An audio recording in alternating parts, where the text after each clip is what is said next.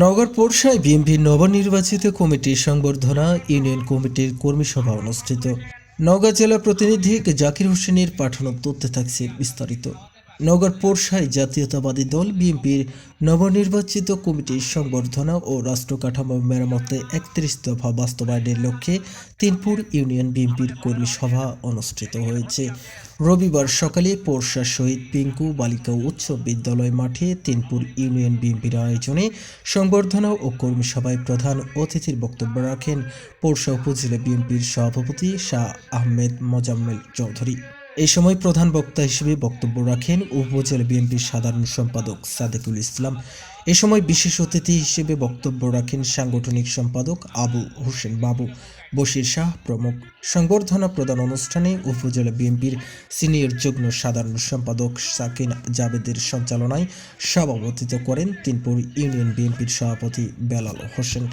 প্রধান অতিথির বক্তব্য শাহ আহমেদ মোজাম্মেল হক চৌধুরী বলেন, ফ্যাসিস্ট হাসিনা দেশ ছেড়ে চলে গেলেও তার দোসররা দেশকে অস্থিতিশীল করতে চেষ্টা চালিয়ে যাচ্ছে।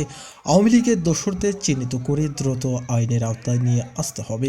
তিনি আরও বলেন, বিএনপির ভারপ্রাপ্ত চেয়ারম্যান তারেক রহমানের ঘোষিত ৩১ দফা বাস্তবায়ন হলেই বাংলাদেশের মানুষ মুক্তি পাবে। এজন্য সকলকে ঐক্যবদ্ধভাবে কাজ করার আহ্বান জানান।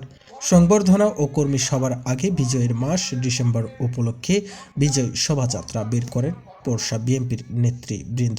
কি আপনাদের কি ভাবছে জনগণকে কি করে এস্টাবলিশ করা যায়, তাদের গণতন্ত্রকে কিভাবে এস্টাবলিশ করা যায়, এটাকে একটা সুন্দর সুশৃঙ্খল নিয়ে আসা যায়, তার জন্য একটা কমিশন গঠন করে বাস্তবে রূপ দেওয়ার জন্য একটা প্রিপারেশন নিয়েছে।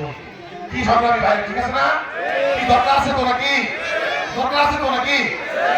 আরেকটা জিনিস, আমার খালামণিরা একটু আসতে, খালামণিরা আমার আসতে আমি খুব খুশি হয়েছি।